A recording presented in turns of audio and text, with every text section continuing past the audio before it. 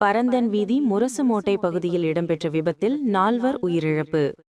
கிளிநொச்சி பரந்தன் புதுக்குடியிருப்பு வீதியில் இன்று 12/1/2026 மாலை இடம்பெற்ற விபத்தில் 4 உயிரிழந்துள்ளதாக முதற்கட்ட தகவல்களில் தெரியவந்துள்ளது.